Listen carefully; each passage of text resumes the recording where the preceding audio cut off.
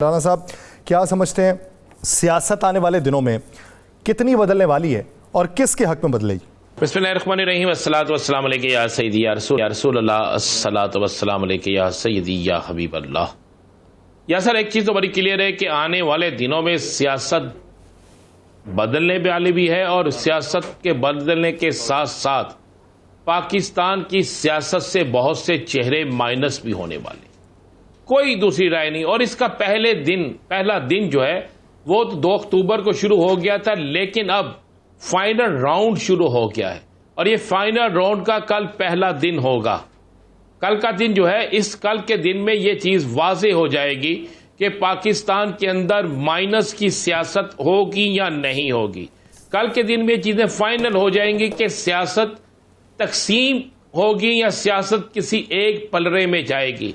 कल के दिन में ये चीजें वाज़ेह हो जाएंगी कि पाकिस्तान के अंदर बहुत से मामलात में किसके फेवर में क्या चीज जाएगी, ये बड़ा क्लियर हो जाएगा।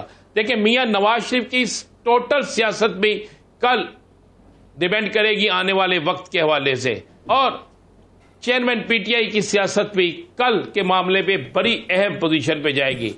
लेकिन मैं इस पर ज्यादा बात करूंगा मियां नवाज शरीफ की, क्योंकि मियां नवाज शरीफ का वोट बैंक पाकिस्तान में सबसे ज्यादा जो वोट बैंक मुतासर हुआ है, जो वो वोट बैंक कम हुआ है, जिस वोट बैंक ने सबसे ज्यादा नुकसान जिसको हुआ है, वो मुस्लिम लीग नून के वोट बैंक को नुकसान हुआ है। और मुस्लिम लीग नून समझती है कि उनके साबिक वजीर आजम जो थे यानी मियां नवाज शरीफ, उनके आने से शायद उनका वोट बैंक वापस आ जाए, उनके आने से शायद उनकी पोजीशन दोबारा पहली वाली पोजीशन पे आ जाए। लेकिन इसके बरक्स पीटीआई का वोट बैंक पहले से बड़ा है और जिसका इकरार खुद पाकिस्तान की उनकी मुखालिफ सियासी जमातें भी करती हैं, पाकिस्तान के तजियाकार भी करते हैं, पाकिस्तान के सहाफियों, पाकिस्तान के तमाम जो अदाद शुमार के हिसाब से मामला को देखते हैं, वो सब इस बात का इकरार करते हैं कि तहरीक इंसाफ का वोट अब का वोट बड़ा है। अब नवाज शरीफ के लिए बहुत बड़ा इम्तिहान है,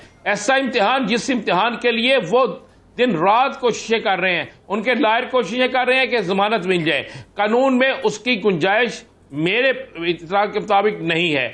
उनके लोग कोशिश कर रहे हैं कि मीनारे पाकिस्तान में एक तारीखी जलसा हो जाए। आज भी उन लोगों ने कहा है और आज उनको बाकायदा इजाजत भी मिल गई है। अच्छा, उनको इजाजत तो इतनी तेजी से मिली है जैसे इजाजत इंतजार कर रही थी कि वो आए और मैं फौरन उनके पास चली जाऊं। उनको इजाजत भी मिल गई है जलसे की। अब ये सारे मामलात हैं। अब दाव पे अगर किसी के कुछ लगा हुआ है तो मुस्लिम लीग नून का लगा हुआ है। सियासत में तब्दीली या सियासत में उतार चढ़ाव होगा तो मुस्लिम लीग नून का होगा, अच्छाई या बुराई होगी तो मुस्लिम लीग नून की होगी। गो एक बड़ी प्रेस कॉन्फ्रेंस भी होने वाली है और इस बड़ी प्रेस कॉन्फ्रेंस जो है, इसके बाद क्योंकि अब प्रेस कॉन्फ्रेंसों से वैसे फर्क नहीं पड़ता चाहे वो बड़ी हो या छोटी हो।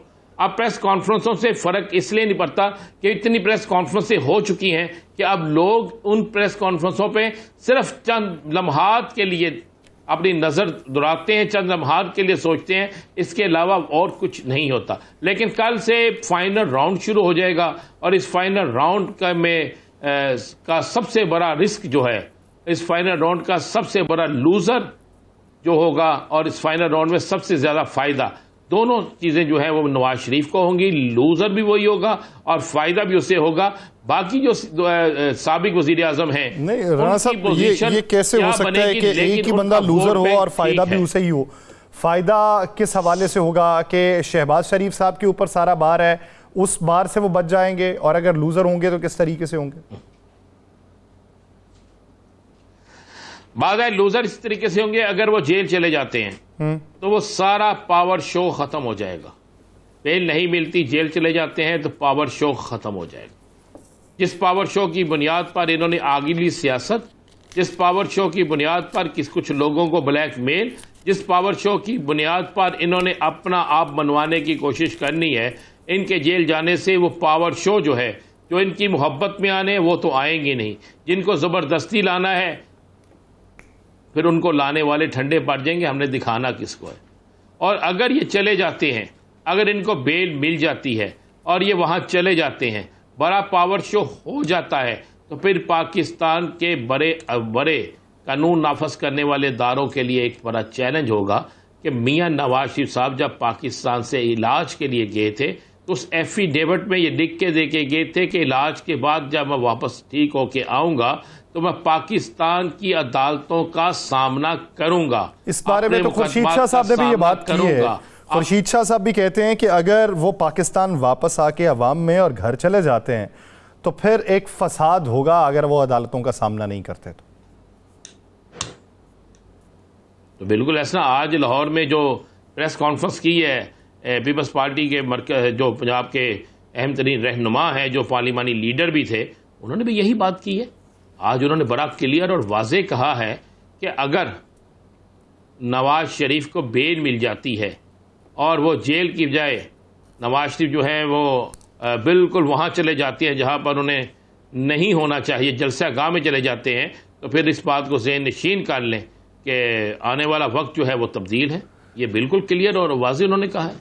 अच्छा राना साहब, आप क्या समझते हैं अगर शाहिद खाकान अब्बासी साहब एक नई पार्टी बना लेते हैं, क्योंकि मुस्तफ़ा नवाज़ खोखर साहब को देखें, मिफ्ता इस्माइल साहब को देखें, शाहिद खाकान अब्बासी साहब को देखें या उनके हम ख्याल कुछ और अराकीन को देखें, उनकी राय ये है कि मौजूदा दौर के अंदर वो वोटर जो पीडीएम की बैड गवर्नेंस की वजह से जाके पीटीआई के साथ जुड़ चुका था, उस वोटर को राम करने के लिए ना तो पीपल्स पार्टी कामयाब हो सकती है, ना पीएमएलएन, ना जेयूआईफे, ना एमकेएम, उसके लिए एक और पार्टी है। अगर वो अपनी पार्टी बना लेते हैं तो सबसे ज्यादा नुकसान किसे होगा? जब आप समझते हैं कि पीएमएलएन को तो हो ही रहा है, पीएमएलएन को और कितना होगा और उसके अलावा कौन सी पार्टी को होगा? मुझे एक बात है, इस मुल्क में पीपल्स पार्टी को नुकसान होगा, मुस्लिम लीग नून को नुकसान होगा, मौलाना फजलुर रहमान को नुकसान होगा, और किसको नुकसान होगा? और किसी को नुकसान नहीं होगा। इनको नुकसान नई पार्टी बनने से नहीं होगा। मैं एक बड़ी तलख बात कहने लगा हूं जिससे बहुत से लोग इत्तेफाक तो नहीं करते, लेकिन आने वाला वक्त इस बात की शहादत बन जाएगा। और नुकसान ये होगा कि इन तमाम सियासी जमातों का दारो मदार, इन तमाम सियासी जमातों का हर चीज जो है वो है इलेक्शन होते मुझे तो नजर नहीं आते। माजरत के साथ आप इस फिक्रे को रख लें या इस फिक्रे को काट दें, आप पॉलिसी के मुताबिक जो मर्जी फैसला कर लें, लेकिन मुझे इलेक्शन होते नजर नहीं आते। और अगर इस पाकिस्तान में जनवरी और फरवरी में इलेक्शन नहीं होते तो मार्च रमजान का महीना है, मार्च और अप्रैल में भी इलेक्शन नहीं होते, और फिर उसके बाद मुस्लिम लीग नून का क्या मुझे एक बताएं मुस्तकबिल होगा, पाकिस्तान पीपल्स पार्टी का मुस्तकबिल क्या होगा, मौलाना फजलुर रहमान जो का मुस्तकबिल क्या होगा। कल तो मौलाना फजलुर रहमान की गुफ्तगू से आपको अंदाजा नहीं हुआ कि मौलाना साहब को या तो किसी तरफ से लिफ्ट नहीं हुई या फिर मौलाना साहब किसी को कोई और पैगाम देना चाहते हैं। तो ये तो बड़ा क्लियर है। जिनके मतलब आप इन सियासी जमातों का ख्याल है कि इनको जनाब हमने खुड्डे नैन लगा दिया है, अब ये सियासत में इनका वजूद नहीं है, उन्हीं का वजूद तो इस वक्त सियासत में है